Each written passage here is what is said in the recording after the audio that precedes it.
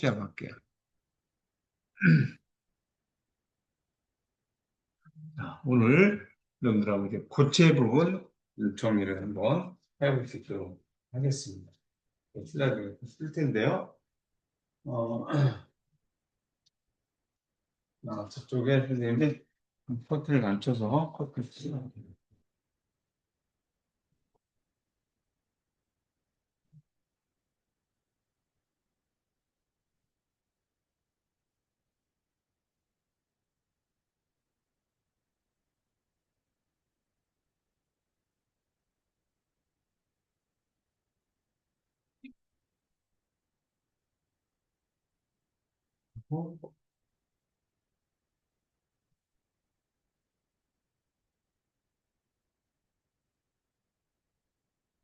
이제 시작하도록 하겠습니다.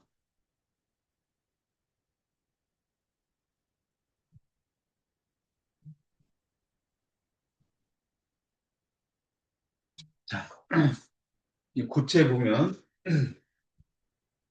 고체 결정의 종류, 그 다음에 고체 결정의 특징에 대한 얘기를 해볼 거예요. 학습 목표 볼게요. 물질을 구성하고 있는 입자들의 열운동보다 그들 사이에 작용하는 인력이 더 크게 작용. 운동 에너지보다 인력이 더 크게 작용하면 입자들의 배열은 인력에 의해서 결정된다는 거죠. 이때 입자들은 인력이 가장 크게 작용할 수 있는 방향성을 가지고 최대한 가까이 모여 일정한 규칙성을 가진 배열을 이루는 결정이 된다. 결정 내부에서는 입자들이 제자리를 유지해야 하므로 모양과 부피가 일정하게 유지되는 상태의 고체가 된다. 입자가 일정한 규칙성을 가지고 배열된 결정성 고체도 있지만 유리나 플라스틱과 같이 구성 입자가 불규칙하게 배열된 비결정성 고체도 존재한다.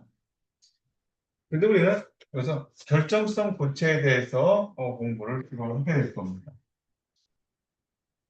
이 장에서는 고체의 종류와 특징, 고체 결정의 단위세포 개념을 이용한 금속 결정 모형과 결정 구조의 특징을 설명하고 다양한 이온 결정의 특징과 이온 결정 모형을 이용한 이온 결정의 화학식을 구하는 방법을 알아보도록 하죠. 이렇게 여기서 두 가지 금속 결정과 이온 결정에 대해서 좀 구체적으로 알아보도록 하자는데요. 결정성 구체 중에서 금속 결정과 이온 결정을 공식으로 알아보겠다는 얘기죠.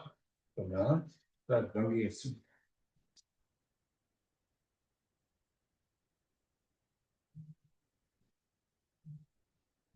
결정성 고체 이렇게 나와요. 결정성 고체. 결정성 고체하면 입자들이 규칙적으로 배열되어 있다. 입자들이 규칙적으로 배열되어 있다라고 하는 것은 반복적이고 규칙적이다. 질서 정연하다. 반복적이고 반복적이고 그 질서 정연하게 돼 있다. 이런 거죠. 규칙적이다. 또 규칙적이다. 이런 것들. 뭐, 무정형 고체라고 하는 것은 정형화돼 있지 않은 그런 고체라는 거죠. 그러니까, 비결정성 고체하고 같은 얘기예요. 무정형 고체라고 하는 것은 정형화되지 않은, 그러니까 규칙적인 배열이 깨진 형태, 비결정성 고체를 얘기합니다. 비결정성 고체. 예를 들어서 플라스틱이나 유리 같은 것들이 있다. 이렇게 얘기를 하고 있죠. 결정격자는 주요 환경이 똑같은 점들로 구성된 결정 전체에 걸친 규칙적인 모양을 결정 격자로 하고 반의세포는 3차원으로 반복시켰을 때 결정 전체를 이루게 되는 결정의 최소 단위를 반의세포라고 한다. 이렇게 되는데요. 그래서 용어 하나 정리해 볼게요. 베우스라는 베우스 용어성이 특정 중심 입자를 둘러싸고 있는 이렇게 하세요. 특정 중심의 어떤 입자를 둘러싸고 있는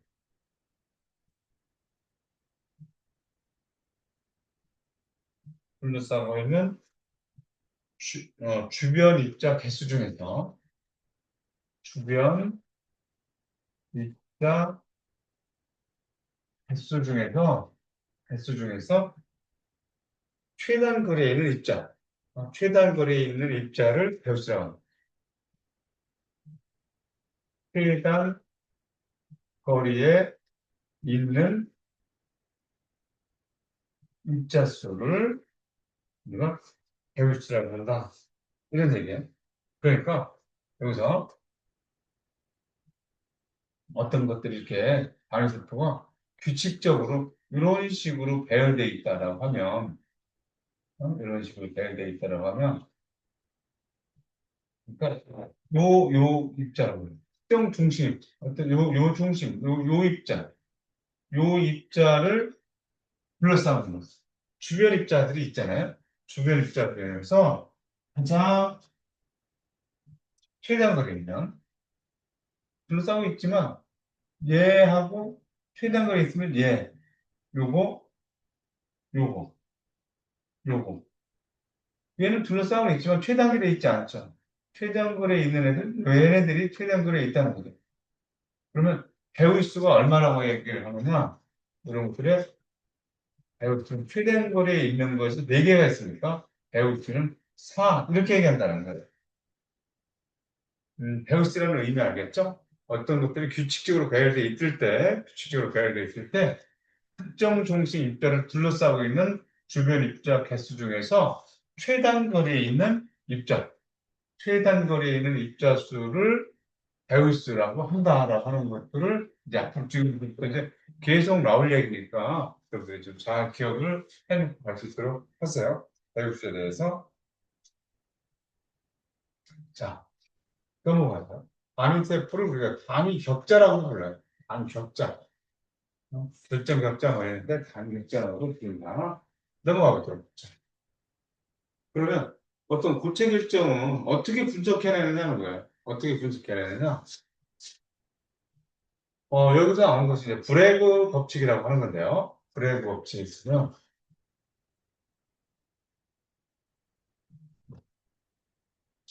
여기 나와 있는 이게 이제 브레그 법칙이라고 합니다. 브레그 법칙에 가면 이 브레그라고 하는 사람의 부자, 아빠와 아들이 알아내는 법칙이에요. 브레그라고 하는 부자가 알아내는. 그러니까 그것이 어떤 얘기냐? 한번 여기서 한번 볼까요? 원자 크기는 10의 마이너스 10제곱미터다. 이 정도 된다는 거죠. 10의 마이너스 10제곱미터. 그걸 이제 피코미터로 나타내봤는데, 우리가 단위를 보는데 피코라고 했으면 10의 마이너스 12제곱을 피코라고 했죠. 그러니까 10의 제곱 피코미터. 10의 마이너스 10제곱. 근데 우리가 눈으로 볼 수 있는 가시광선은 400 나노메터, 그래서 700 나노메터. 이런 것들을 메터로 고쳐본다라고 하면, 밑으로 붙여보세요. 400 나노미터에서 700 나노미터라고 하는 것을 우리가 나노라고 하는 것은 10의 마이너스 9제곱이었죠? 10의 마이너스 9제곱이었단 말이에요. 나노라고 하는 것이. 그러니까 얘네들을 바꿔보면 메타로 바꿔본다라고 하면 4 곱하기 10의 마이너스 7제곱미터. 10의 마이너스 9제곱이 그러니까 그 다음에 700 나노미터라고 하는 것은 7 곱하기 10의 마이너스 7제곱미터. 이렇게 되죠. 그러니까 우리가 눈으로 볼 수 있는 영역은 이 정도를 볼 수 있는데 원자는 10의 마이너스 10제곱 정도니까 더 작으니까 우리가 관측이 안 된다는 거죠. 관찰이 안 돼요. 그러면 저 원자들을 어떻게 보고 원자 결정 격자가 어떻게 돼 있다라고 얘기를 할 수 있는 거냐라고 하면 브레그 법칙을 이용하는데요. 이 브레그 부자가 알아내는 것이 액선 회절 실험을 통해서 알아내는 건데, 액선 회절 실험은 오직 보강 간섭의 조건이 충족될 때만 반사가 일어난다. 그러니까 보강 간섭이라고 하는 것은 위상이, 위상이 같은 경우에 보강 간섭이 일어나죠. 위상이 같다. 그럼 이때 이거 보강가섭이 일어나서 증폭된다라고 얘기를 하죠. 증폭되고 이제 이런 것들이 이제 증폭되기 때문에 밝게 보이는 거죠, 그러네. 이거는 의상이 반대인 경우에 반대인 경우에 상쇄 간섭이 일어나서 여기는 어둡게 보인다는 거예요. 안 보인다. 어두움, 어둡다, 어둡다. 이렇게 얘기할까요? 어둡게 된다. 그러니까 보강 간섭이 일어나려면 똑같이 어, 여기하고 여기 이렇게 똑같은 위치에 마루하고 거리 여기 똑같은 위치에 있어서 이 포장의 정수가 됩니다. 근데 포장의 반파장, 여기 마루하고 고리 서로 있으면 이렇게 상쇄되겠죠. 그렇죠? 그러니까 파장의 반파장이라든가 이런 것들은 안 돼요. 정수배일 때만 보강 간섭이 일어난다는 거예요. 보강. 그러면 이제 어떻게 그레그 법칙이 얘기를 하느냐면 어떤 그 고체들이 이렇게 규칙적으로 이렇게 쌓여 있겠죠. 그래서 규칙적으로 쌓여 있어서 위층을 우리 1층이라고 하고 여기를 2층이라고 한번 나타내 보면 얘네들 엑선을 쐈다 이거예요. 엑선을 쏘면 1층이 맞고 이제 입사하고 반사하겠죠. 어떤 엑선을 쏘면 입사하고 반사를 하는데 여기 보면 지금 어 얘네들이 이제 파장이 이렇게 된 파장이 있었다고 하죠. 이렇게 된 파장이 쭉 온다고 생각을 해보자고. 그럼 얘네들도 여기서 이렇게 된 파장이 오는데 파장이 와서 여기에서 얘네들이 파장이 다시 이렇게 돼서 반사돼서 나갈 거 아니에요? 반사돼서 나가려면 요게 요 파장이나 여기서 파장이 위상이 같아야만 여기서 또 파장이 이렇게 나오고 이렇게 나오는데 위상이 같을 때 위상이 같을 때 뭐가 생긴다고요? 보강관점이 생긴다는 거예요. 보강관점이 생겨서 여기에서 얘네들이 증폭된 상태의 파장을 만날 수 있다는 거예요. 그러면 브레그라고 하는 사람들은 어떤 생각을 했냐면 요거의 딜, 요거를 D라고 한 거예요. 1층과 2층 사이의 거리를 D라고 했죠. 그러니까 분자 크기죠. 분자 크기. 그러면 여기서 1층과 2층에 들어오는 것들을 이렇게 보면 요게 D잖아요, 지금. D고 이렇게 나타나면 여기가 이제 90도라고 했을 때 여기를 세타라고 한 거예요. 그래서 얘네들이 여기서 파장이 이런 파장이 왔다라고 하면 요 파장이 이렇게 또 이렇게 파장이 다시 그려볼게요. 여기 딱 맞아야 되는데 지금 딱 맞게 이렇게 됐다. 여기 딱 맞아 여기서 파장이 이렇게 왔다라고 하면 여기서 파장이 이렇게 오고요. 이렇게 오고 이렇게까지 이렇게 똑같이 왔어요. 똑같이 왔는데 요거를 이렇게 해서 조금 크게 그리면 여기다 크게 그려볼게요. 이렇게 되고 이렇게 돼서 여기를 지금 세타라고 한 거예요. 세타고 이렇게 했을 때 여기를 이렇게 해서 이렇게 나오는 거예요. 이 거리가 D야 지금. D. 그러면 음상차가 요것만큼 있잖아요. 여기만큼이 2층에 추가로 이동한 거리 요것만큼 2층에 추가로 이동한 거리가 요것만큼이에요. 그러려면 여기서 얘네들이 추가로 이동한 거리 여기가 파장의 정수배야만 여기서 이렇게 들어와야만 여기서 또 우상차가 있잖아요. 우상차가 여기서 또 있을 때 여기에서 다시 이렇게 해서 정상파가 보강 간섭이 일어날 수 있다. 이런 조건이라는 거예요. 그러니까 여기를 우리가 파장이 정수해야 된다는 거예요. 여기 파장이. 여기에요. 여기를 우리 A라고 표현했죠. 우리 교과자들은 여기를 지금 A라고 얘기를 하는 거예요. A라고. 그러면 이 길이를 여기 여기를 어떻게 나타낼 수 있어요? 2층에 추가로 이동한 거를 D 사인 세타라고 얘기할 수 있죠. 그렇죠? 추가로 이동한 거리는 D 사인 세타라고 얘기할 수 있어요. 요거를. 그러니까 A가 지금 D 사인 세타인 거예요. 그럼 입사광을 보냈을 때, 여기가 지금 D 사이즈일 때, 여기를 D라고 했을 때, D라고 했을 때, 입사광과 반사광을 모두 그렸다라고 여기서 나가는 것도 또 있죠. 보면 이동한 거리는 여기 EA가 되겠죠. 예. 여기서는 A가 이거였었고요. 그럼 EA라고 하는 것은 ED 사인 세타라고 나올 거 아니에요. 그런데 이 EA라고 하는 것이 파장의 정수맥일 때만 될 때만 여기서 보강 간섭에 대해서 증폭된 파장을 얻어서 우리가 관찰 가능하고 이를 분석해서 결정을 악용할 수 있다는 거예요. 파이 람다는 ED 사인 세타로 나타내진다는 거예요. 이거 파이 람다는 ED 사인 세타 이거를 우리가 브래그 법칙이다 이렇게 얘기하는 거예요. 그럼 D는 분자 크기를 안다라고 생각해 보면 D는 E 사인 세타분의 파이 람다 이렇게 나타냈어요. 그러니까 여기 사인 세타를 알 수가 있고 요 파장의 요 횟수를 보통 1로 나타내고 x선의 파장을 알아낼 수 있잖아요. 그래서 d를 구할 수가 있다는 거예요. 지금 여기서 람다가 파장이에요. 보통 n은 1이라고 하고 그 다음에 사인 세타가 입사각과 반사각 구할 수 있으니까 이렇게 알니까 여기서 d를 구할 수 있다. 이렇게 다시 한번 정리해 볼게요. 그러니까 경로차, 경로차라고 하는 것이 이거죠. 경로차가 이거.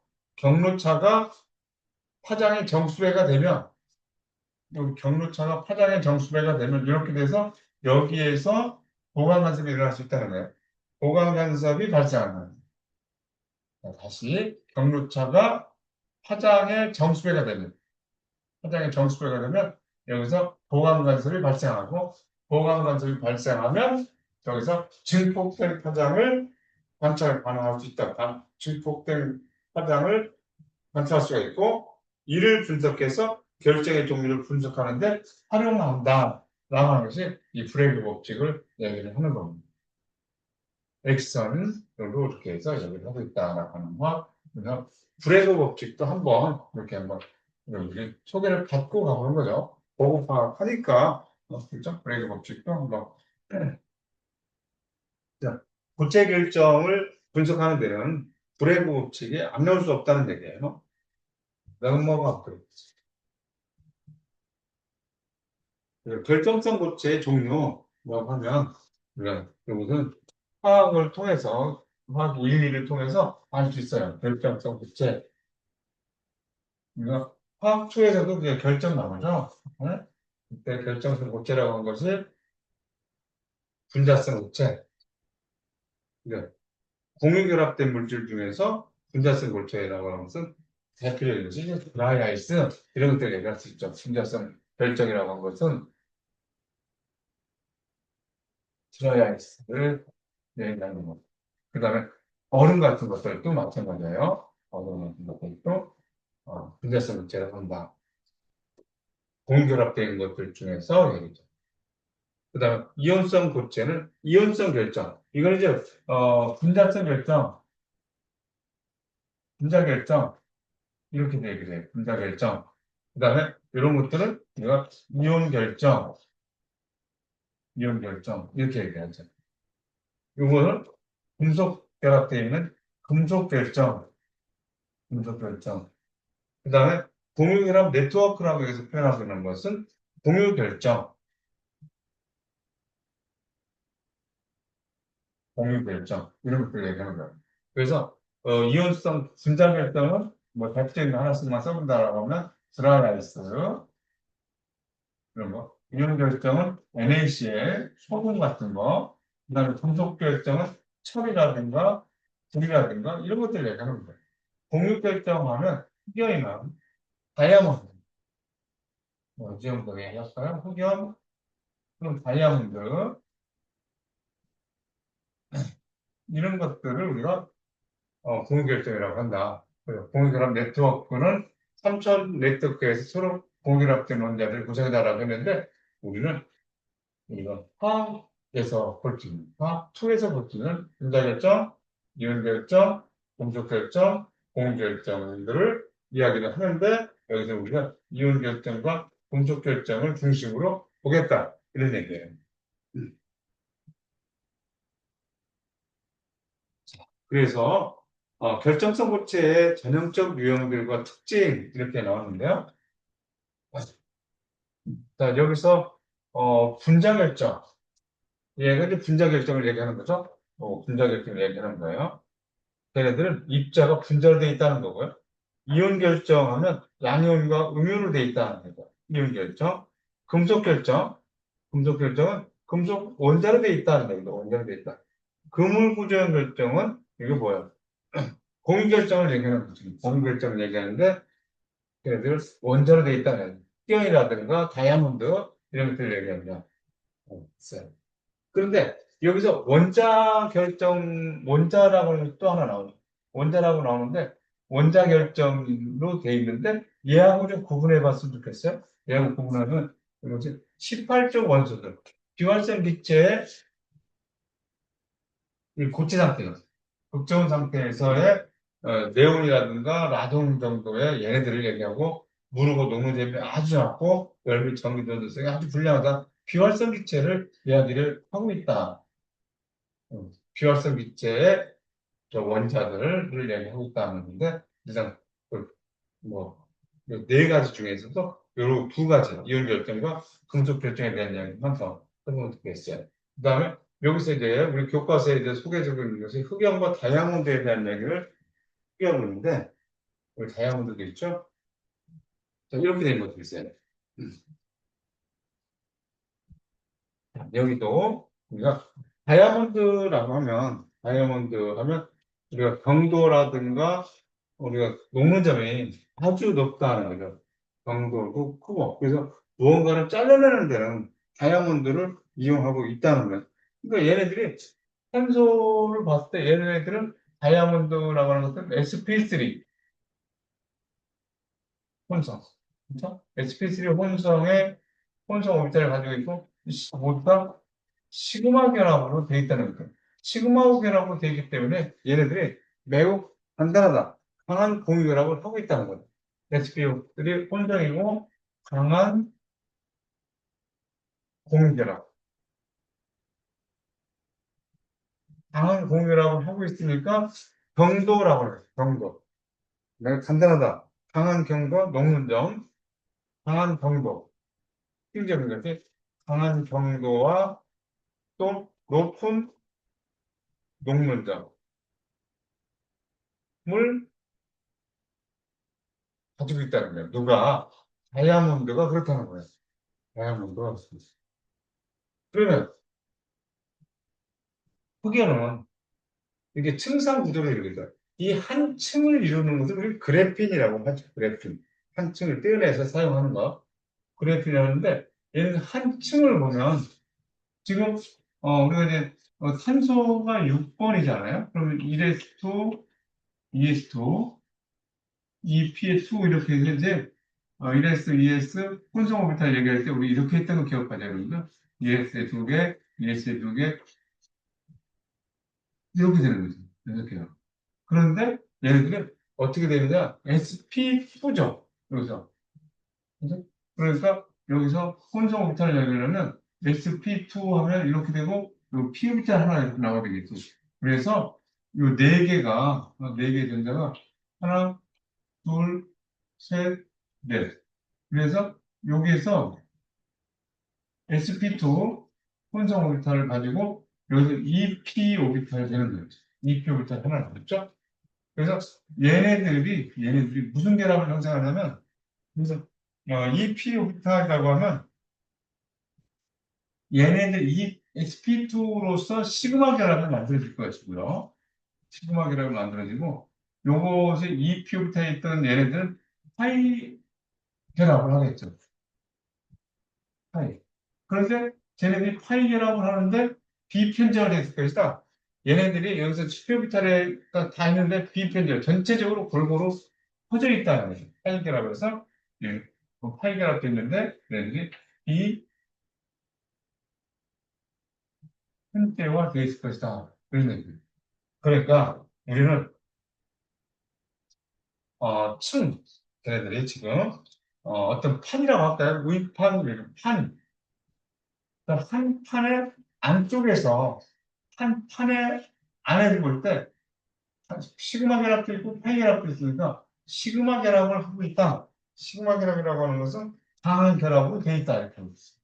이거는 이제 강한 결합을 얘기하는 것이고, 강한 결합을 얘기하는 것이고, 파이 결합은 뭐예요?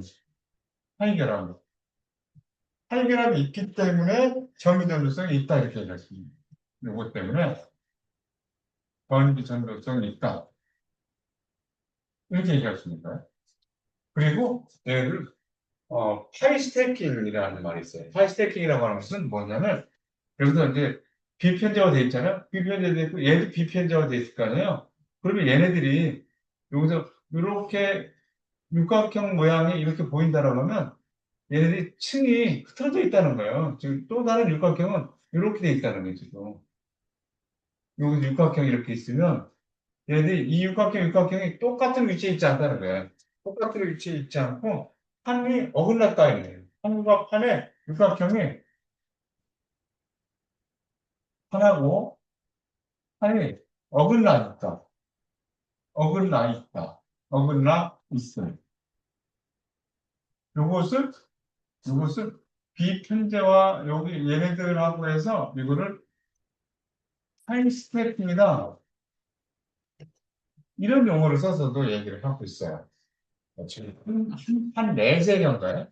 그리고 여기서 또 판과 판이 있어. 또 판이 있으면 요 사이, 이 판과 판 요 사이에 얘네들 얘기하는 거예요. 얘네들. 이 결합은 어떻게 되어 있나? 반대를 발생으로 되어 있어요. 반대를 발생 힘으로 되어 있다. 이렇게 되어 있어요. 반대를 발생 힘으로 되어 있다라고 하면 그것이 매우 약하다는 거예요. 매우 약하다. 매우 약하다. 이렇게 얘기할 수가 있는데, 매우 약해서 얘네들은 그래서 연필심 같은 거 있죠. 연필심. 우리가 얘네들 간에 층이 떨어져 나온다. 종이에다가 비비기만 해도 떨어져 나온다는 거예요. 약하기 때문에. 그래서 연필심도 쓰지만 윤활 역할도 해요. 윤활 역할도 한다. 윤활제 역할. 미끄럽다는 거야. 미끄러진다는 거야. 윤활제 역할도 하고 있다. 이렇게 하면 되겠습니다. 네. 우리는 여기에서 들어온 요 판과 요 판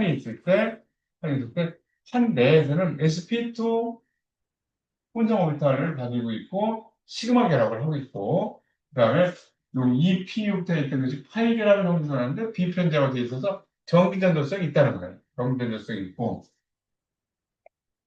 그리고 파이 스테이션에서 얘네들이 어긋나 있다는 거죠. 위층과 아래층이 육각형이라든가 이런 것들이 똑같은 위치에 있는 것이 아니라 어긋나 있다. 그걸 파이 스태킹이라고 얘기를 한다. 파이 스태킹이라고 얘기합니다. 그 다음에 판과 판 사이 결합은 반대를 발수력으로 돼 있고 매우 약하기 때문에 그것들이 연필심이라든가 아니면 윤활제 역할을 하는데도 사용되고 있다. 이렇게 여러분들이 흡연, 고급화학 정도 하는 여러분들이니까 이 정도의 흡연을 층상 구조를 이루고 있어.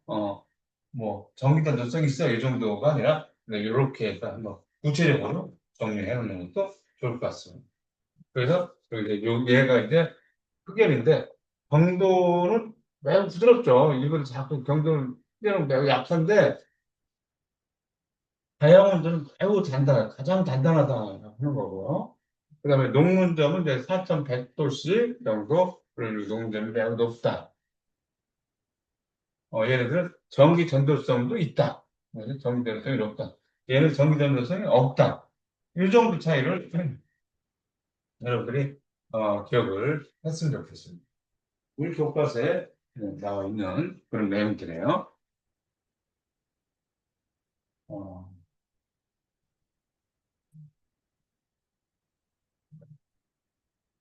교과서, 이 교과서의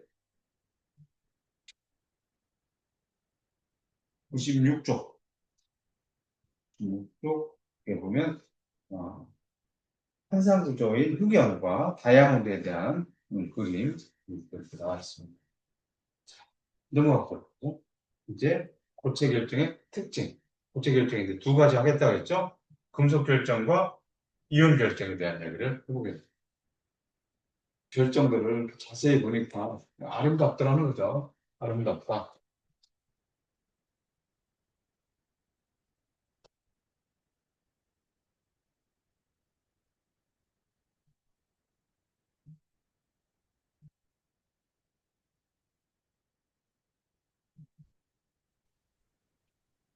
자, 이제 고체 결정의 특징 이렇게 한번 보자 해요. 그런데 금속 결정을 이야기를 한다. 여기서 지금 이야기하는 부분은 고체 결정 중에서 이제 금속 결정에 대한 이야기를 해볼 거예요. 그러니까 단순히빵, 채식입빵, 면식입빵. 그러면 어떤 금속을 보고 그것들이 어떻게 단순입빵인지, 채식입빵인지, 면식입빵인지를 아냐? 그러면 얘네들은 X선 회절 실험, X선 회절 실험을 한다는 것은 브레이크 법칙이죠. 그 브레이크 법칙을 적용한 패턴을 분석하는 이 브레이크 법칙을 적용한 패턴을 분석하는 거예요. 패턴 분석을 통해서 결정 구조를 알아낸다는 거예요. 결정 구조, 결정 구조를 알아내는 거. 브레이크업을 증명해서 패턴 분석을 통해서 그렇게 알아낸다는 거예요. 그래서 여러분들은 단순히빵 같은 거면 이제 여기가 굉장히 이제 빈 공간이 많죠. 채식빵, 몸체자의 가운데 진짜 가운데 하나가 들어있다는 거죠. 색깔이 다르지만 금속 결정을 얘기하는 거기 때문에 색깔과 무관하게 동일원자다라고 하는 거, 같은 원자예요. 색깔을 임의로 표현하는 거. 여기 차점. 얘는 면시입방이라고 하는 것은 얘네들보다 더 많이 차져 있잖아요. 속에 차져 있기 때문에 가장 빡빡하고 면시입방이 가장 빡빡하고 전성 현상이 우수하다. 그러니까 얘네들은 배우수라는 말을 하게 된대요. 아까 지금 선생님이 못했죠. 배우수가 얼마라고 하느냐? 어떤 요거를 중심으로 봤을 때, 요건 가장 가까이 있는 애가 여기 있고, 여기 있고, 여기. 이거 단위세포에서 지금 세 개가 보이지만, 얘네들은 이렇게 해서 옆에도 또 있었겠죠. 또 요렇게 해서, 이렇게 해서 이거에 대해서 대응되는 이렇게 있죠. 또 요거하고 대응되는 이런 애가 또 있겠죠. 그래서 이건 배울 수가 얼마라고 하느냐? 6이라고 한다는 거예요. 6.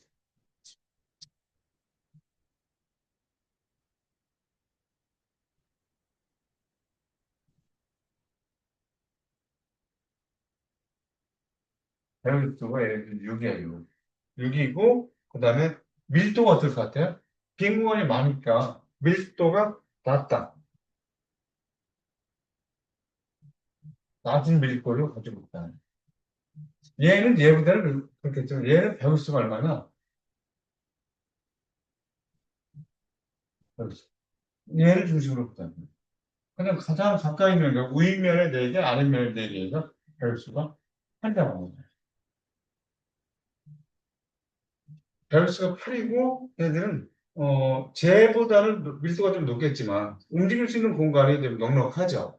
여기서 단순히 빵은 그냥 비교하기 위해서 폴로등 같은 것들이 익숙지 않은 폴로등 같은 것도 있고요. 채식빵은 알칼리 금속들이 있어요. 리튬, 나트륨, 칼륨 이런 것들이 70%이고 철 같은 것들이 있어요.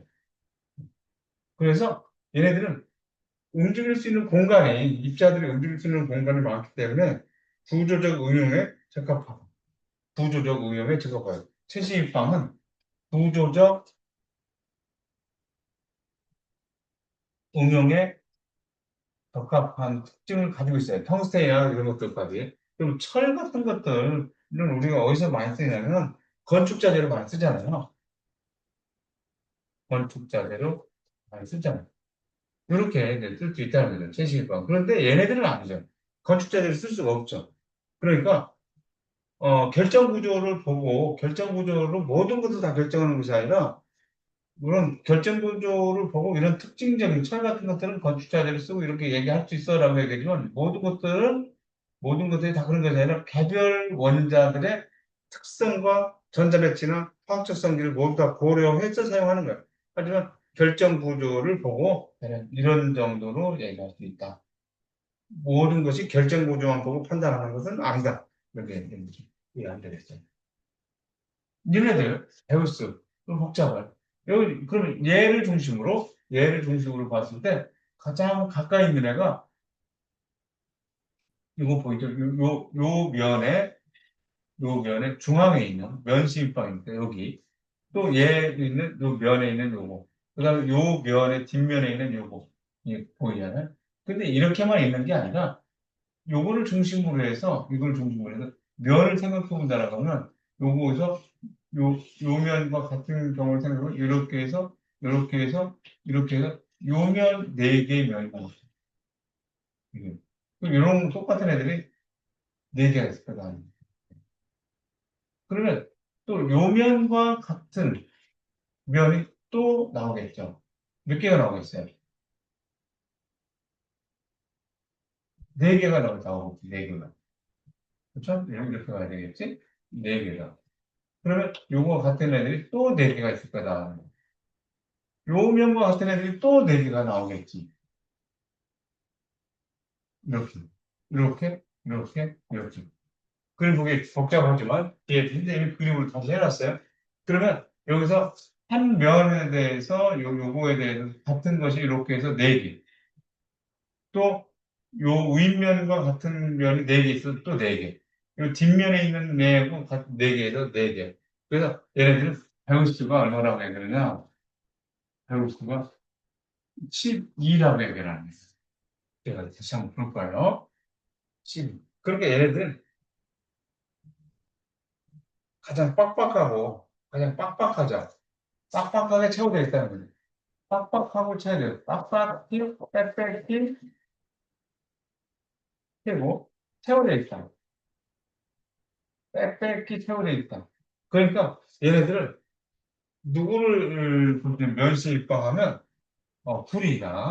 불이라든가 은이라든가 금. 얘네들.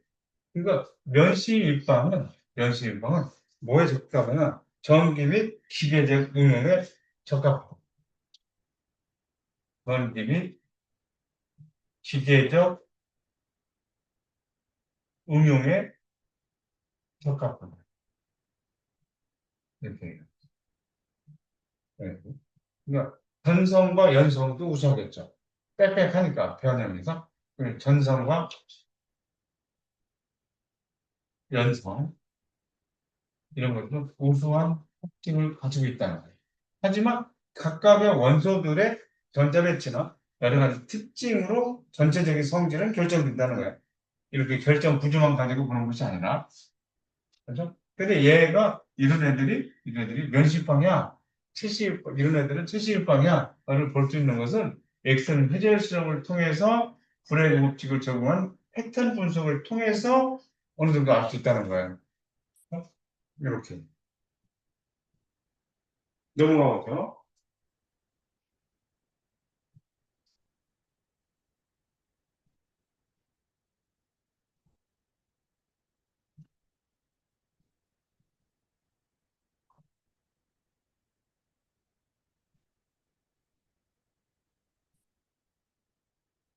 이제 단순입방부터 한번 반응하자. 단순입방 저기 보이죠? 배울수가 6개라고 했던 거. 그 다음에 최신입방 배울수가 8이고 움직일 수 있는 공간에 어느 정도 여유가 있어서 있고, 그 다음에 배울수가 12인 면시입방 빽빽하게 채워져 있다. 그래서 이제 한번 구체적으로 한번 봐보면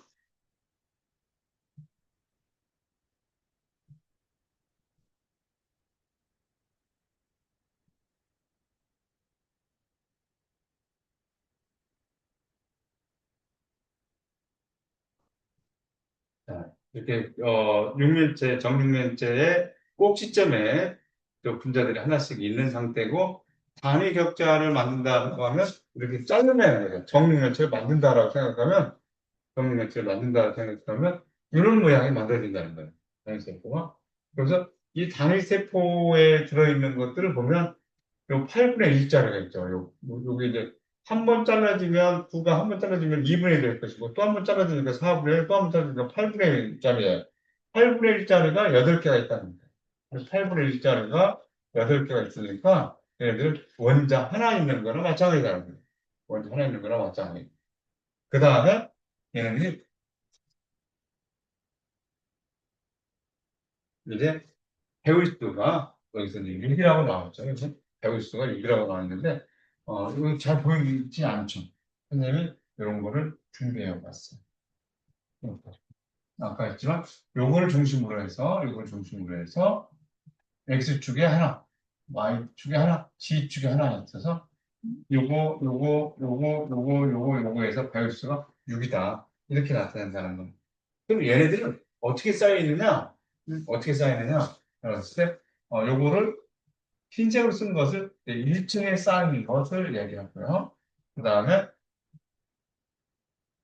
어, 요 색깔로 한 것을 지금 2층에 있다. 2층에 쌓이고, 그 다음에 요 색깔로 3층에 모이면 어떻게 쌓여 있다는 얘기냐면, 얘네들이 처음에 이렇게, 이렇게, 이렇게 쌓여 있어요. 1층에 규칙적으로 이렇게 쌓여 있으면, 이렇게 쌓여 있다고 해요. 이렇게 쌓여 있으면 2층에 또 요 위에 바로 쌓여 있는 거예요. 요 위에 바로 쌓여 있는 거예요.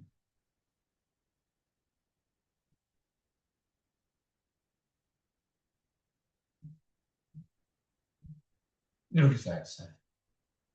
그 다음에 3층에도 그 위치에 또 쌓인다는 거예요. 3층에. 이렇게. 그래서 얘네들은 A, 1층에 A형, A형. 요런 A형이라고 얘기를 하는 거예요. 그러니까 바이오스를 생각해봐요. 여기 녹색으로 되어 있는 2층에 있는 애들 생각해보면 바이오스가 4개 있죠. 같은 층에 4개가 있고 위층에 흰색으로 하나 있고 아래층에 흰색 하나 있고 위층에 빨간색 하나 있잖아요. 그러니까 바이오스가 6이 되는 거죠. 얘네들은. 그렇죠? 바이오스가 6으로 돼서 나타난다 하는 것도 볼 수가 있다. A형으로 쌓여있다. 옆에 4개, 위아래에 하나씩 해서 배울수가 6이 되는 것을 볼 수 있다. 이게 최신입방이에요. 몸체자 가운데 있습니다. 가운데 하나 들어있다는 거죠. 가운데 하나가 들어있어요. 그래서 배울수 하면 이렇게 돼요. 여기 보면 요거를 중심으로 위에 4개가 있네. 밑에 4개가 있죠. 그래서 배울수가 8이다. 배울수가 8. 그 다음에 단위세포 안에 들어있는 원자 수를 생각해 본다고 하면 8분의 1짜리가 각 꼭지점에 8개가 있으니까 8. 그 다음에 안에 하나 들어있죠? 중심 원자 하나가 들어있으니까 이렇게 해서 원자가 단위세포 안에 들어있는 원자수를 2개로 보면 2개로 판단이 되는 거죠. 그렇죠? 그럼 얘네들이 어떻게 쌓이느냐? 아까처럼 1층에 얘네들이 이렇게 있고 1층에 이렇게 있고 그 다음에 2층에 쌓이는 애들이 요 색깔로 표현해보고 3층에 쌓이는 애들은 어떻게 되냐면 3층에 쌓이는 애들은 요 색깔로 표현해보면 요 색깔로 표현해보면 1층에 아까처럼 이렇게 이렇게 이렇게 그다음에 이렇게 이렇게 이렇게 그다음에 또 이렇게 이렇게 이렇게 접혀 있어요. 이렇게 접혀 있는데 얘네들 보면 요 네 개의 입자 위에 하나 올라앉아 있는 형상이죠. 그러니까 2층에는 이렇게 올라앉아 있고 2층 이렇게 올라앉아 있고 2층에 이렇게 일부만 이렇게 그려요. 2층에 올라앉아 있는 이렇게 그 다음에 3층에는 다시 똑같이 이렇게 3층 1, 2, 3층을 이렇게 다 표현할 수가 있다. 이렇게. 그러니까 얘네들은 1층이 A형이면 2층은 다르죠. 다시 3층은 다시 A형이죠. 이런 형태로 되어 있다는 거예요.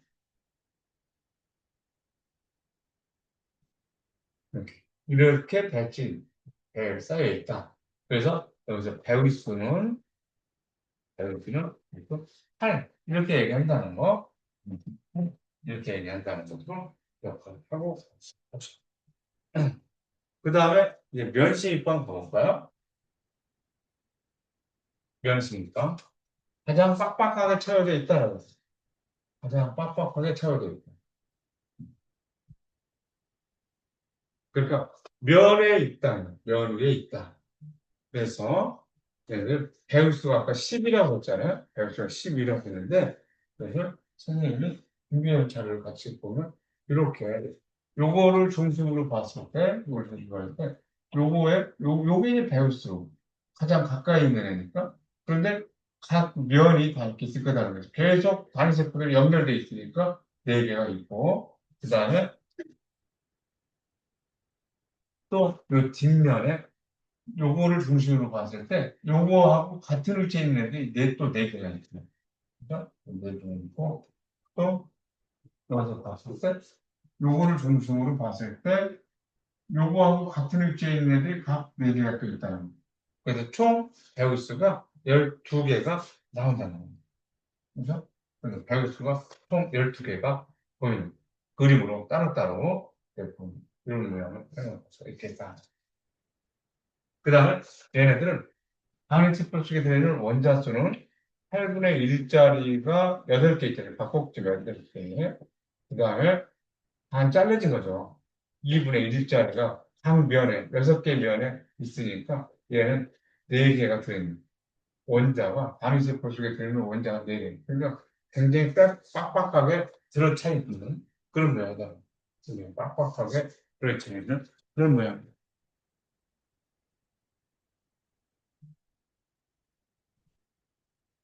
아,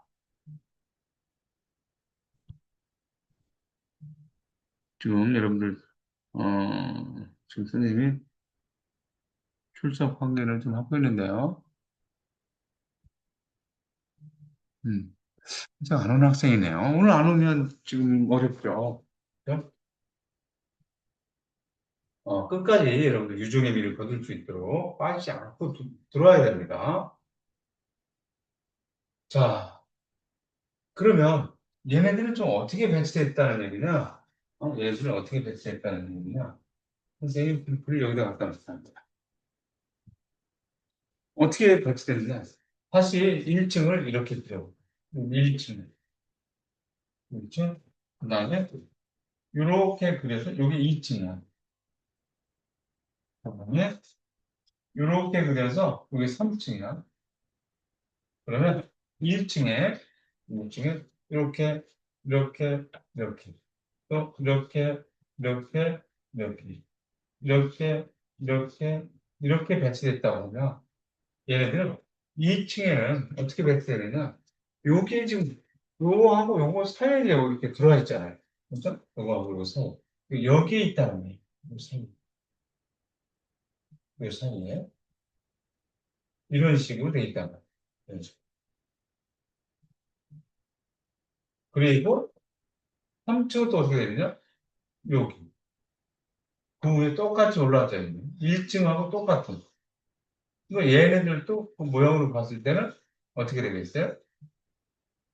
1층에 있고 2층은 다르죠? 3층이 또 1층과 똑같은 형태로 되어 있다. 배울수록 12 이렇게 나와요. 그럼 이제 어느 정도 이제 이게 빡빡하게 어느 정도가 차이입니다. 어? 빡빡하게 채워진 정도를 이제 한번 알아보고자 합니다.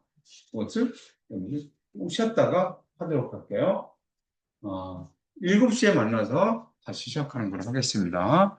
잠깐 쉬겠습니다.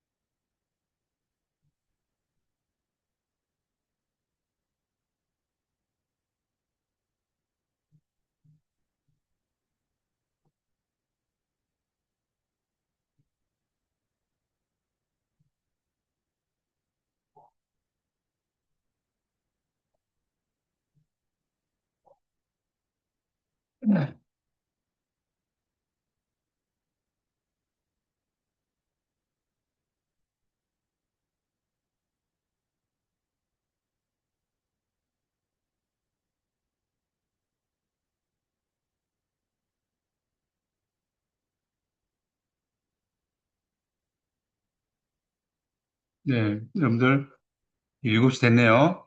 잘 들으셨죠? 그러면 계속해서 보도록 하겠습니다. 이제 아인세포 크기와 입자 반지름과의 관계 이렇게 나왔는데 어, 반지름하고 이 단세포 크기를 한번 보겠다는 거예요. 쉽게 얘기하면 정육면체를 A라고 했고 그 입자의 반지름을 I라고 했을 때 어떻게 나타지겠냐는 거예요. 그 A는 여기서는 정육면체의 반지름의 2배가 되겠죠. 얘들은 접해 있는 상황으로 얘기하는 거예요. 접해 있는 거죠. 금속 원자들이 접해 있는 상태를 얘기한다. 그러니까 이렇게는 어떻게 되겠느냐. 그렇죠? 지금 70빵이라고 하면 윗면에 1층에 4개가 있으면 그 사이에 하나가 놓여 있었죠. 4개 사이에. 4개 사이에 놓여 있었기 때문에 얘네들은 이런 모양으로 될 거죠. 한 면을 A라고 했으면 여기는 루트 2A 되겠죠. 여기가 2A. 그리고 루트 2A고 여기가 A고 그럼 여기에 지금 반지름이 여기가 R이고 여기가 2R이고 여기가 R이면 전체가 4R에 해당되겠죠. 그렇죠? 그러니까 F제곱은 피타고라스 정리를 이용해보면 루트 2A의 제곱 더하기 A의 제곱 이렇게 되겠죠. 그래서 F제곱이라고 하는 것이 F제곱이라고 하는 것은 지금 2A제곱 A제곱이니까 3A제곱. 그래서 여기서 F라고 하는 것은 루트 3A가 됩니다. 근데 F가 뭐예요? F가 4R이잖아요. 4R. 그죠? 여기 지금 4R이니까 4R이 루트 3A라고 나타내는 겁니다. 그러니까 한 별은 루트 3분의 4R에 해당되는 거죠. 루트 3분의 4R. 그러니까 여기서는 면시입방은 1층에 두 개 사이에 지금 2층에 올라져 있는 그런 상태였단 말이에요. 그래서 이렇게 A고 요 F를 보면 F의 제곱은 A제곱 더하기 또 A제곱 이렇게 되겠죠. 그러니까 F제곱은 2A제곱이에요. 그러니까 F라고 하는 것은 루트 2A가 되잖아요. 루트.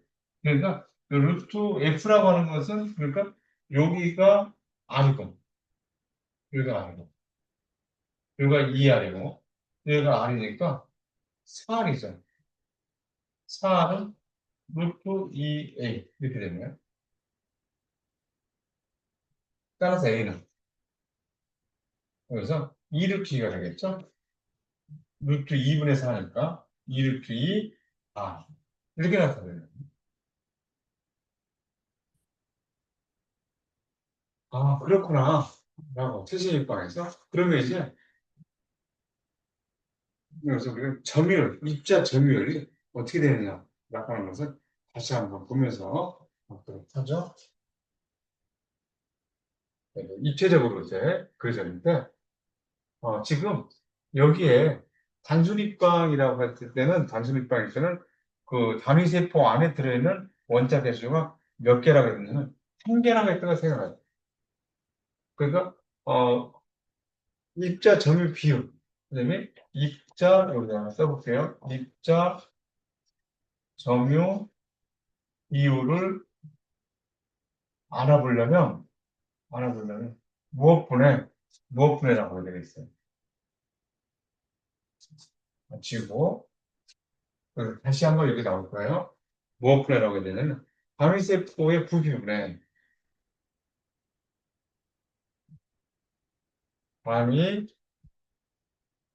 단위세포의 부피분해 그 다음에 뭐에 부피해야 되냐면 입자 부피 곱하기 100 하면 될까요?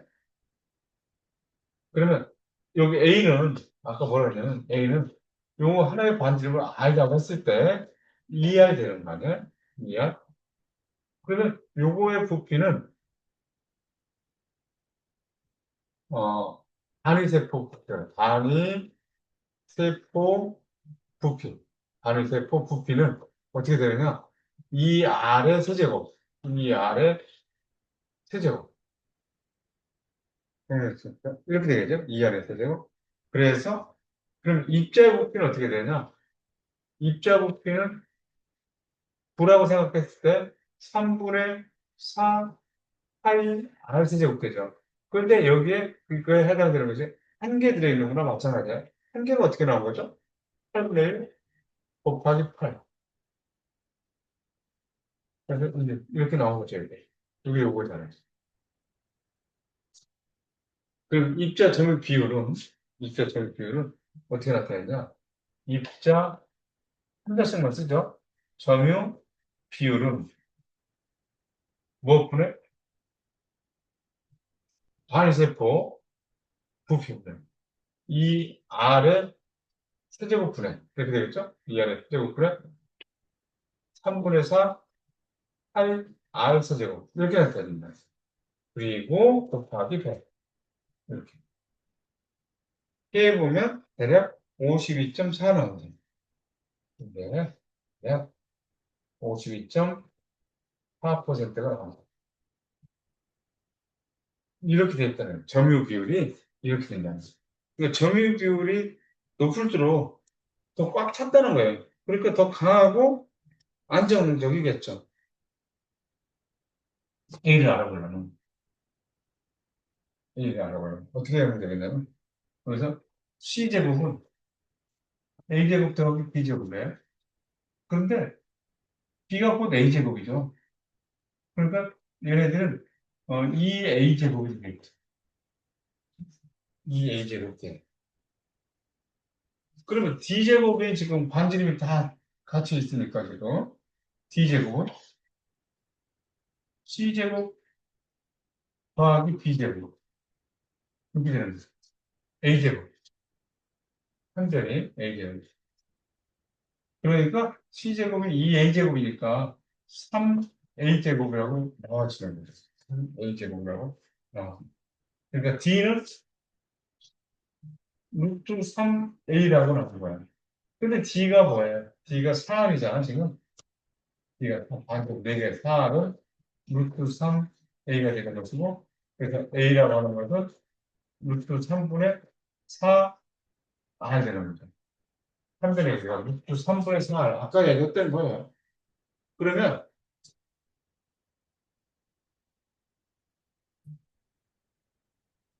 A가 이렇게 한 변이 나왔으니까, 단위세포의, 단위세포의 부피는 이거의 세제곱일 거 아니에요. 그렇죠? 이거 세제곱이니까 3 루트 3분의 4의 세제곱이니까 64 R 세제곱이라고 나오겠죠. 그럼 여기에는 몇 개 들어있느냐? 입자가 몇 개 들어있느냐? 8분의 1짜리가 이렇게 있고, 거기에 하나가 더 들어있죠? 2가 나오는 거잖아? 그러니까, 입자의 부피, 입자가 찾아오고 있는 부피는 3분의 4, 파이 R 세제곱에 두 개가 있으니까. 그렇죠? 두 개. 요거 해당되는 거죠. 2라고 하는 거지. 이렇게 나타내겠다. 그러면 입자 점유 비율은 입자 점유 비율은 요거죠. 3 루트 3. 네? 이렇게 어디 줘야 되죠? 3 루트 3분의 64. R 세제곱분의 3분의 4 파이 R 세제곱 곱하기 2 곱하기 100 이렇게 거기 100 하면 67.9가 나오는 거예요. 67.9 거지.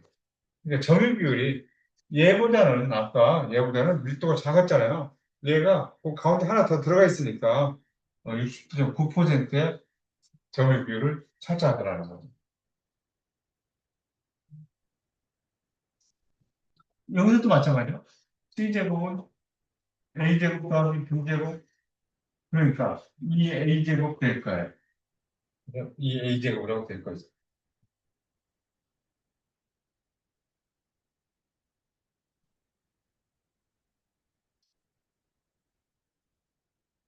그럼 C는 루트 2A가 되고 C가 얼마냐면 4야. 여기 4. 루트 2. 이렇게.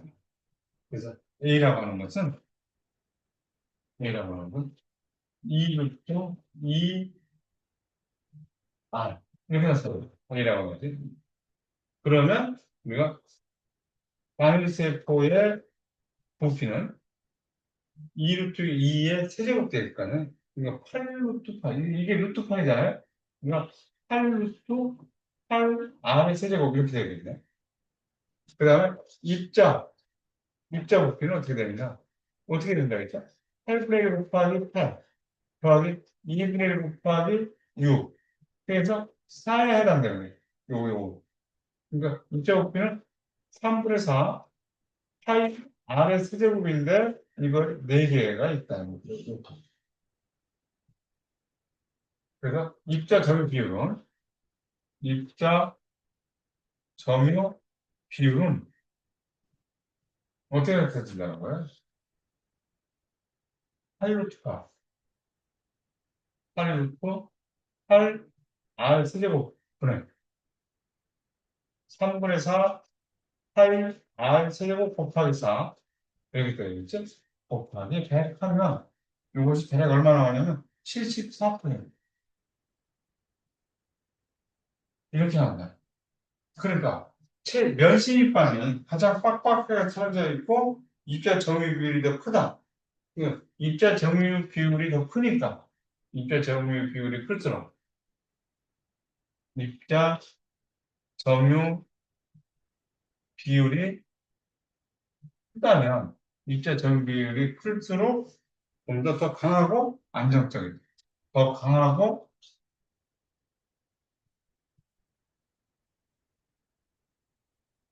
안정적이다. 이렇게 얘기할 수 있다는 거예요. 더 강하고 안정적이다.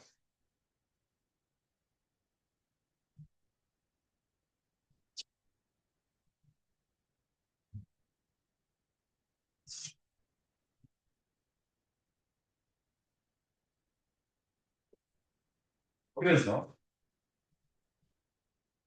결정구조의 입자 점유 비율 이렇게 교과서 이렇게 나왔죠.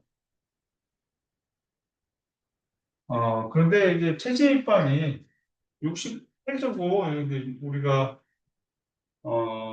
67.5라고 그랬잖아요. 뭐 67.5.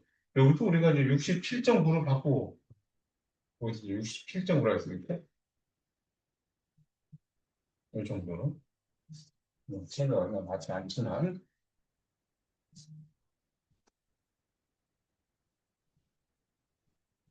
우리 여기 나와 있는 그 숫자들이 이런 것들이 지금 굉장히 복잡한 숫자가 아니었죠, 지금. 체지방의 정육면체라고 했을 때 한 변이 반지름과의 관계가 이렇게 되잖아요. 단위세포 한 변의 길이가 이렇게 나타납니다. 그럼 단위세포의 부피는 한 변의 길이가 이거니까 이게 세제곱한 거겠죠. 그렇죠? 요 A의 세제곱. A의 세제곱 해야 되는 거죠. 세제곱한 것들이 이럴 것이고. 단위세포 속 입자 부피는 3분의 4 파이 r 세제곱에 3분의 4 파이 r 세제곱에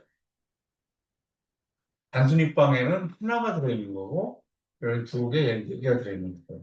그게 이제 2번이라고 하면 2번이라고 하면 입자 정유 비율은 입자 정유 비율 어떻게 할까요?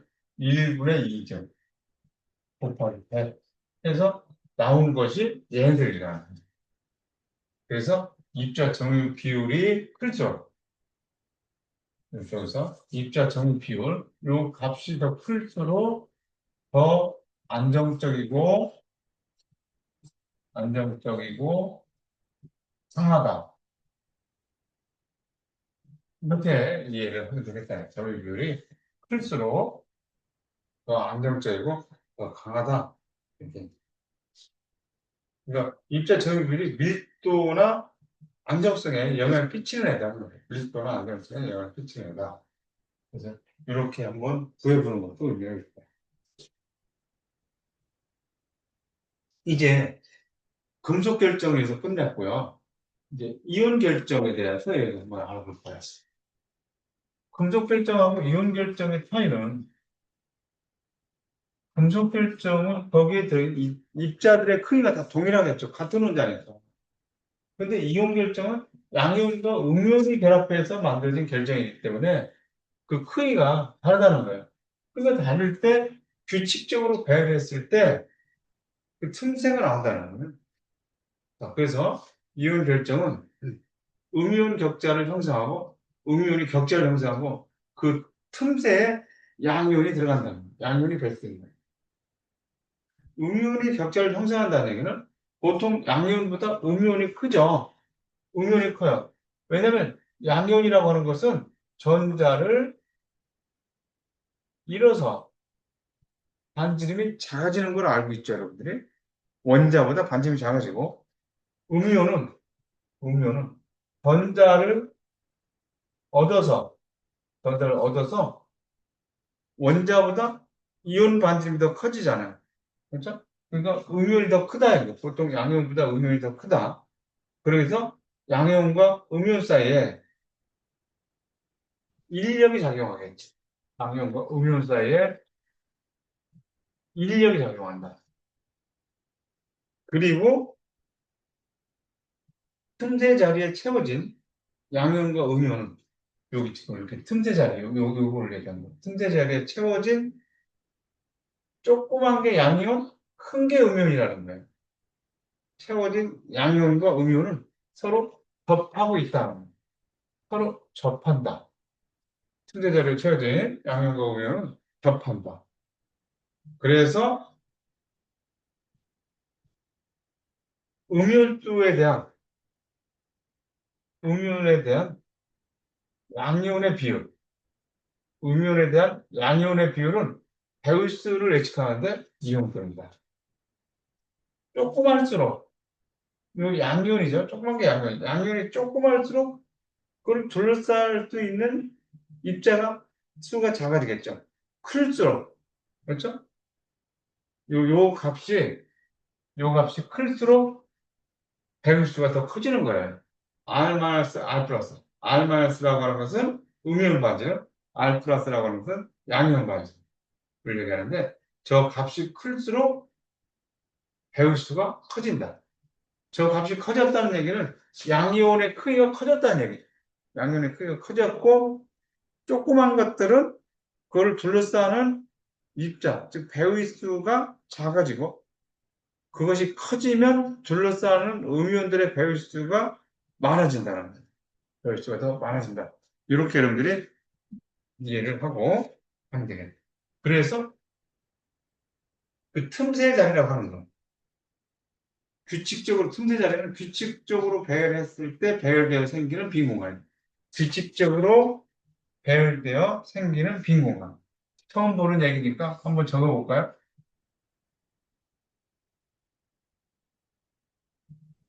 규칙적으로 배열되어 생기는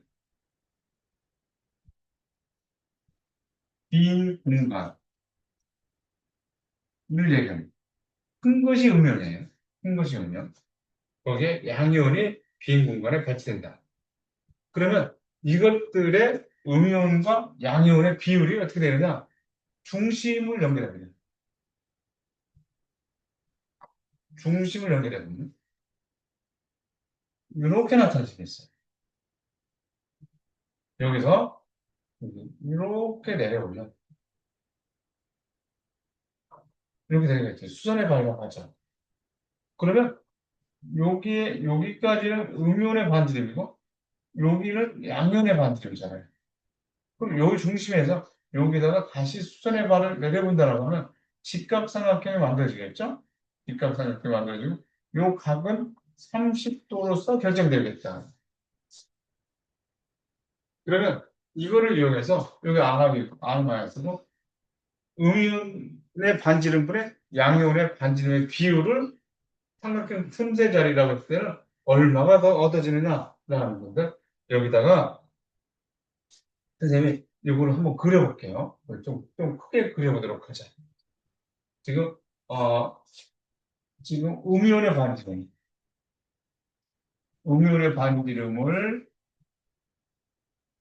R-, 양이온의 반지름을 R 플러스라고 이렇게 했어요. 반지름.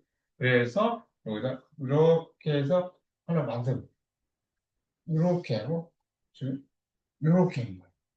여기가 90도고, 여기가 30도일 때, 이 길이가 R 플러스고, 여기가 R-가 되는 거죠. 이렇게 나타납니다. 그러면 코사인 30도. 코사인 30도는 이렇게 들어가야 되니까 R 마이너스 R 플러스분의 R 마이너스라고 나오죠. 코사인 30도가 2분의 루트 3. 그래서 요거를 정리해보세요. 요거를 정리해보면 플러스로 생각하면 루트 3 R 플러스는 요 2R 마이너스가 되죠. 2R 마이너스. 그러니까 2 마이너스 루트 3에 R 마이너스. 이렇게 되겠네. 2 마이너스 루트 3에 R 마이너스. 양변을 R 마이너스로 나눠보면, 양변을 R 마이너스로 나눠보면, 나눈 다음에, 나눈 다음에, 루트 3으로 또 나눠주면, R 마이너스 R 플러스가 얻었죠? 그러면, 여기서, 루트 3분의 2, 루트 3분의 2 마이너스 1 이렇게 되겠네요. 루트 3분의 2 마이너스 R 마이너스 음이온의 반지름분의 양이온의 반지름의 비가 이렇게 나온다. 그래서 이거를 계산해도 얼마냐면 0.155 0.155가 나온다. 왜? 0.155가 나온다. 그렇구나. 이 값이 커질수록 음이온의 비율분의 양이온의 비율이 값이 커질수록 양이온의 반지름이 커지는 거를 얘기하는 거예요. 그럼 사면체 틈새자리. 사면체 틈새자리라고 하면 그리고 이제 사면체를 그렸을 때 요게 입자들이 이렇게 있을 때 입자들이 네 개에 이렇게 있을 때 여기에 틈이 있다는 거예요. 물론 이렇게 떨어지게 그려주고 있으면 다 접해 있는 경우로 얘기를 해요. 정사면체니까. 그럼 여기에 선생님 좀 떨어지게 그리지만 다 접해 있는 상황으로 이해를 해야 됩니다. 자, 여기 있다라고는 요걸 하나 그렸다고 생각합니다. 그러면 여기서부터 이 거리가 다 똑같죠. 정사면체는. 그러면 여기에서 이 대각선에는 여기, 요 면의 대각선에는 요거, 요 면의 대각선에는 요거, 요 네 개가 이루고 있는 이 네 개가 이루고 있는 것들이 크기가 지금 접하게 안 그랬지만 접하게 그림 너무 복잡해서 설명이 어려우니까 접하지 않게 그렸지만 접하는 거고 접해 있는 거고 얘네들이 음면이에요. 격자를 쟤네들이 이루고 있다는 거예요. 그리고 이게 삼면체가 된다라고 하는 걸, 정삼면체다라고 하는 것을 알아야 돼요. 밑면에 지금 다 똑같죠. 음.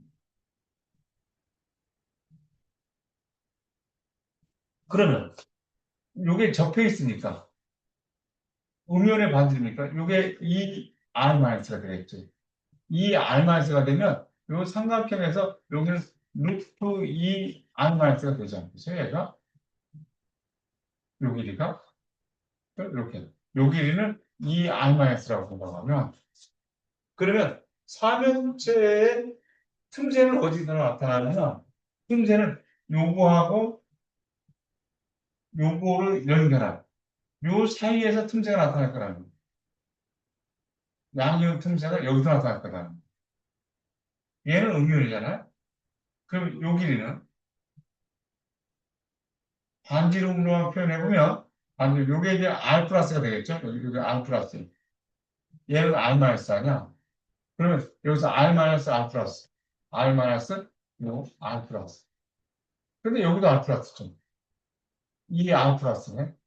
다시 칼 적을 테니까 여기가 지금 R 마이너스 이 R 플러스 여기도 하나 더 있다라고 보면 또 R 마이너스가 되죠. 요 길이를 얘기하는.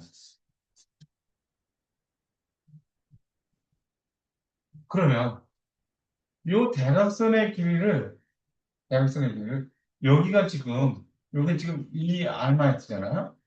여기는 루트 2R 이렇게 되는 거니까 요 길이를 요 길이를 요 길이를 어떻게 나타낼 수 있겠냐면 이 R 제곱 이거 4R 마이너스 제곱 2R 제곱이니까 6R 마이너스 제곱 되죠. 그렇죠? 여기가 루트 6R 마이너스가 된다. 루트 6R 마이너스가 이 값하고 어떠해요, 서로? 같은 거겠지. 그렇죠? 그러니까 루트 6R 마이너스가 R 마이너스 더하기 2R 플러스 R 마이너스 이거하고 같다는 거죠.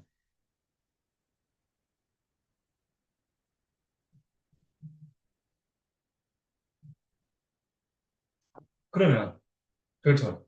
이 R 플러스로 정리해서 보면 R 마이너스 2R 마이너스죠? 루트 6 마이너스 2의 R 마이너스 되죠.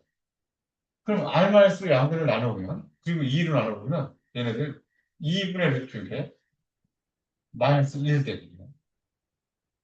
그렇죠?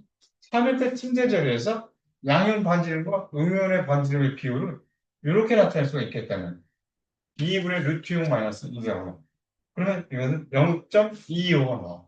이 값이 0.225라고 나와. 그러니까 이거 값보다 이 값이 크다는 얘기야. 반지름이 3일째 틈새 자리에 들어가는 양형 반지름이 더 크다는 얘기죠. 양형과 음연의 비를 본다는 얘기. 8면체 틈새도 있어요. 넘어가 볼게요.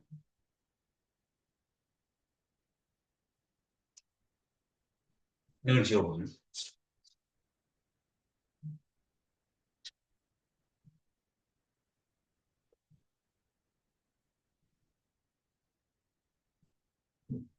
활면체 틈새. 활면체 그려보면 이렇게 틈새가. 그리고 이렇게. 지금 여기서 얘네들이 이렇게 그리고 이렇게 그려지고 이렇게 그려지면서 이렇게 되겠죠? 이렇게 되겠네. 그리고 요 안에 보내니까 이렇게 되고요. 이렇게 나는 거지. 그리고 이렇게 연결돼요. 그럼 팔면체로 보이나? 요렇게 있고 위면에 이렇게 팔면체 보이죠. 그러면 얘네들이 접해 있으니까 여기에서 여기에 보면 요게 네 개의 음영. 그러니까 여기서 사각형이 만들어지겠죠. 여기가 이 알마이스가 되네. 여기도 이 알마이스가 되겠지. 이렇게. 그리고 여기를 대각선으로 나눠보면 이렇게 되겠죠. 활면체 틈새 자리에 음이온 반지름과 양이온 반지름의 비율을 알아보라는 거예요. 그럼 여기는 45도가 될 건데, 45도가 될 텐데, 여기는 R 마이너스, 여기는 이 R 플러스, 여기가 R 마이너스. 이렇게 나타나면 되겠죠? 그럼 코사인 45도는, 그래서 코사인 45도, 이 R 마이너스, 이 R 플러스, 코사인 45도니까 이 R 마이너스. 이렇게 나타나죠. 코사인 45도는 루트 2분의 1이잖아요. 루트 2분의 1. 그러니까 얘네들은 R 마이너스 R 플러스 분의 R 마이너스가 루트 2분의 1이라고 합니다. 그렇죠? R 플러스는 R 플러스는 이렇게 다 되잖아요. 그러니까 이렇게 루트 2 마이너스 1에 R 마이너스가 되죠.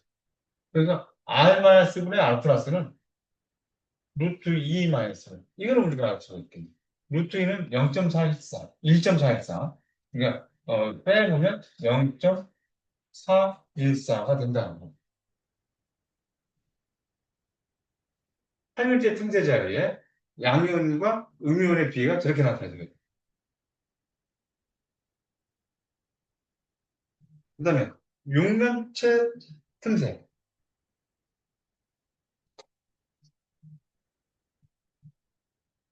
그러니까 여기에 이렇게 육면체 틈새면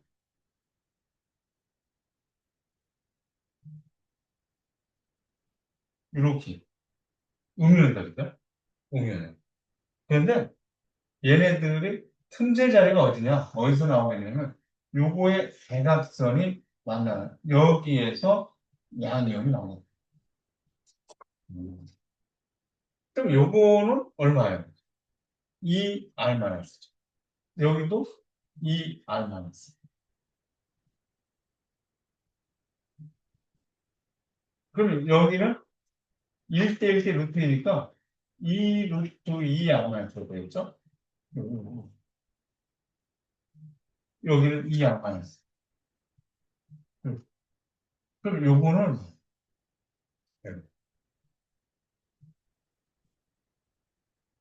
1대 1대 루트 3, 2 루트 3이죠.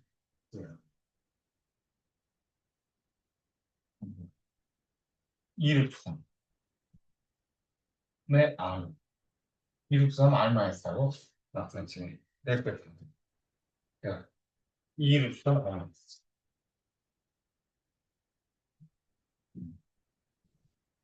2 루트 3 R 음이온의 이렇게 나타나. 근데 여기는 이걸 또 어떻게 하세요? R 마이너스죠, 여기가? 몇 책값 써볼까요? R 마이너스. 여기 2R 플러스. 또 여기서 R 마이너스. 이렇게 해서 요것이 이거하고 같으면 되잖아요. 그렇죠? 이거, 2를 부상 R 마이너스가 2R 마이너스 더하기 2R 플러스. 이렇게 다 2를 지어져 버린다고 하면 R 플러스. R 플러스. 루트 4 마이너스 1에 R 마이너스. 양변을 R 마이너스 나누어 본다고 하면 R 마이너스분의 R 플러스는 루트 3 마이너스. 이것도 할 수가 있겠죠. 1.73이에요. 루트 3의 값이니까 0.73. 0.73이라고 나오겠지. 아, 그렇구나. 요 R-분의 R 플러스 값이 커질수록 배울 수가 더 많아진다 이렇게 얘기했거든. 배울 수가 많아져서 이제 우리 교과서 97쪽부터 98쪽으로 이렇게 쭉 읽어나가면 될 것 같은데요. 자, 이렇게 된 것이 있어요. 선생님이 여기다가 R 플러스 R 마이너스 비율을 정리해 봤어요. R 플러스 R 마이너스 비율을 정리해 봤어요.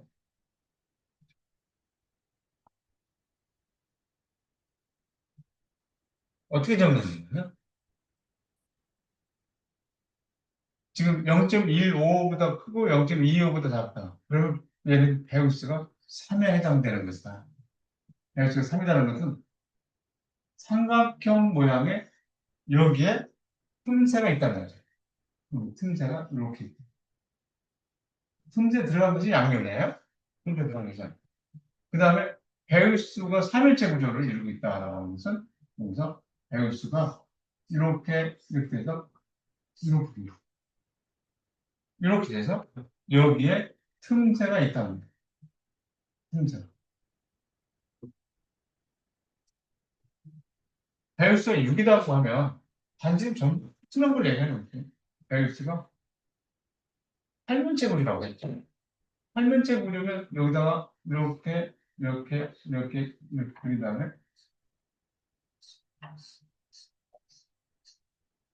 이렇게 그려진 거예요.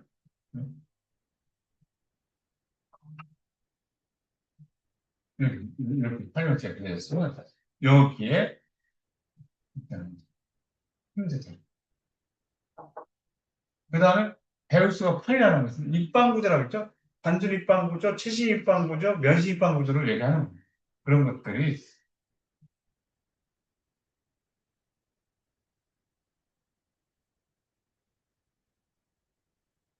이렇게. 그래서 여기에 상세 자리가 있다. 그러면 ZNS가 예를 들어서 나와 있는데요. ZNS가 여기서 반지름의 비율, 양면의 반지름의 비율이 0.414보다 작을 때는 0.414보다 작대요. 0.414보다 작다. 그럼 배울수가 4가 된다는 거예요. 예를 들면 0.414보다 작다. 라고 했으니까 배울수가 4가 되는데 지금 아이언 양면의 반지름 74피코미터이고 이가이온의 반지름이 184피코미터다. 이렇게 나왔어요. 그러면 얘네들한테 이거 비율이 얼마야? 74피코미터 줘야 것을 184피코미터로 나눴어야 되겠죠. 나눠보면 이 값이 0.40이 나와요. 0.40. 0.40이 나오기 때문에 0.40은 요 사이에 있잖아요. 그렇죠? 요 사이에 있고 배우수가 4고 얘네들 배우수가 4. 그리고 틈새 자리에 이제 아이언 이온이 들어갔다. 배열수가 4이고 화물체 구조를 이루고 있을 것이다. 그래서 층과 층 사이에 배열수가 4이다. 배열수가 4이다. 라고 하는 것. 그리고 저기 조그만 것이 아이언 이온이 4개죠. 아연 이온이 4개가 있으면, 아연 이온 4개가 있으면, 그 다음에, 황이온도 4개가 있어야 되는데, 어떻게 4개가 어떻게 나와요? 저 표면에 지금 8분의 1짜리가 8개 있잖아요. 8분의 1짜리가 8개 있고, 그 다음에 면에 하나씩 있어요. 면에 2분의 1짜리가 6개 있죠.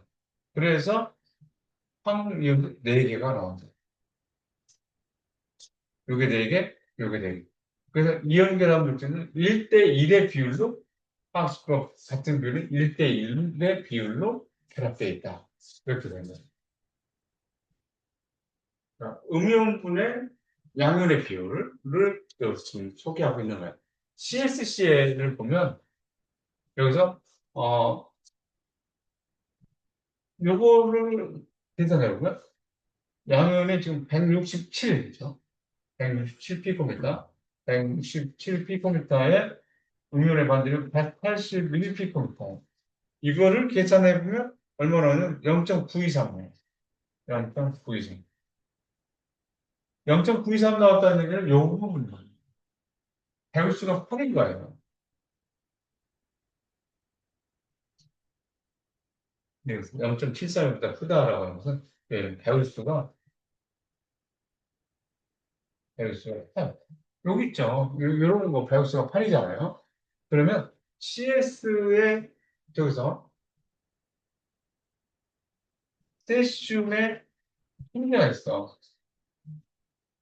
그러면 염화이온도 한계가 있어야죠. 1대1. 어떻게 해야 돼요? 8분의 1짜리가 8개 있으니까 한계가 되는 거예요. 8분의 1. 그래서 배울수가 8이라고 합니다.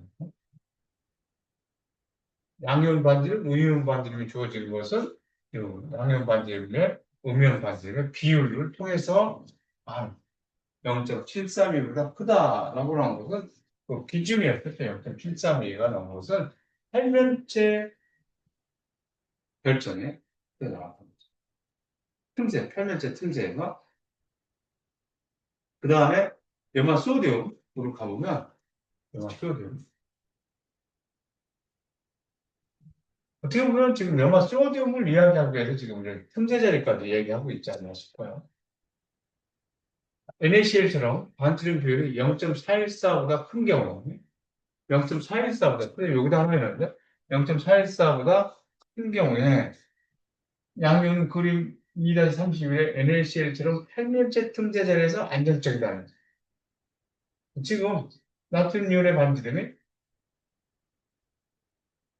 요거 비율이 97피코미터를 181피코미터로 나눴을 때 그 값이 얼마 나오냐면 0.54 나와요. 0.54. 0.535가 나왔다? 0.535는 여기죠. 평면체 구조의 배울수가 6이다. 배울수가 6이다. 그래서 NaCl처럼 틈새 자리에서 안정한데 배울수가 6이다. 배울수가 6이다. 이런 얘기고. 그 다음에 여기서 어, 나트륨 이온이 조그만 애들이 지금 나트륨 이온이란 말이에요. 염화 이온이 큰 것이 이제 음이온이죠. 그럼 염화 이온의 개수를 한번 생각해 보면 NaCl이니까 1대1로 있어야 되잖아요. 그렇죠? 여기서 염화 이온이 8분의 1짜리가 다 꼭지점에 8개씩 있고 그 다음에 면에 하나씩 있잖아요. 2분의 1짜리가 6개 있어서 염화 이온이 4개 나와요. 그러면 나트륨 이온도 4개가 나와야 되거든요. 1대1로 결합해야 되니까. 나트륨 이온이 이게 검은 거잖아요, 이거. 검은 것이 한 번 깎이고 두 번 깎였어요. 두 번 깎은 것들이 지금 있어서 4분의 1짜리죠, 쟤네들은. 4분의 1짜리가 밑면에서 4개가 있고요. 2층에서 4개가 있고, 3층에서 지금 4개가 있어요. 그러니까 12개가 있어요. 그리고는 또 보이지 않는 듯 하죠. 않는 듯 한데, 그러면 3개잖아, 지금. 여기서 4개인데, MI는 4개인데. 그런데 여기에서 평면체 틈새 요 안에 하나 있다는 거예요. 평면체 틈새. 여기 프린트하게 여기서 안에 검은 거 하나 보이죠? 팔면체 틈새자 안에 한 개가 있다는 거예요. 요게 지금 어디에 있어? 팔면체 틈새에 양면이 하나 들어있다는 거야. 팔면체 틈새에 양면이 하나 들어있어서 이것도 네 개가 된 거예요. 그래서 염화이온과 나트륨 이온이 네개로서 1대1로 결합을 하게 된다는 거예요. 팔면체 틈새 네 개. 그러니까 요 양이온과 음이온의 비율이 요 사이에 있고, 팔면체 구조를 하고 있겠구나. 그 틈새가, 팔면체 틈새가 있겠구나. 라고 하는 것으로 여기서 팔면체 틈새 하나가 있었다라고 하는 것을, 이거를 강조하기 위해서 틈새 자리까지 얘기를 했던 것 같아요. 고급화학에서. 고급화학이니까 틈새 자리까지도 한번 써보고 결정 구조를 이야기하는 것이다라고 여러분들 받아들여 주시고요. 브레그 법칙도 한번 받아줘 보시고 이렇게 해서 하면 될 것 같습니다. 이렇게 개념 정리를 해 나가면서 그런데 이제 이번 다음 주, 그 다음 주에 여러분들이 나오지 않지만 수업은 하지 않지만 선생님은 여러분들 생활기록부를 채우는데 만전을 기해서 하고 있을 겁니다. 시험들 대체적으로 다 잘 봤어요. 다 잘 봐서 몇몇 학생들은 좀 아쉬운 학생들도 있지만 대체적으로 잘 봤습니다. 그 어려운 것들을 어떻게 이렇게 잘 써냈을까?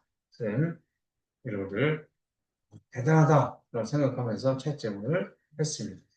이제 수행평가 부분, 발표 자료 이런 것도 제출하면 돼요. 발표 자료에 꼭 얼굴이 나오지 않아도 되고 그냥 여러분들 목소리만 나오면 되고요. 어쨌든 그 형식을 지켜서 날짜 지켜서 꼭 보내주시기 바라겠습니다. 그리고 자기평가서도 이번 주까지 꼭 배치해 주길 부탁하겠습니다.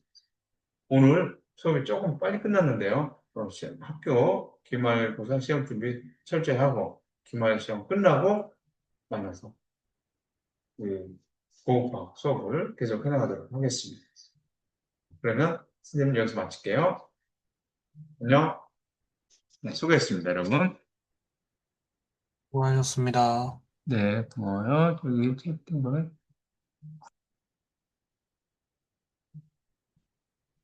녹화된 준비했죠? 종료할게요.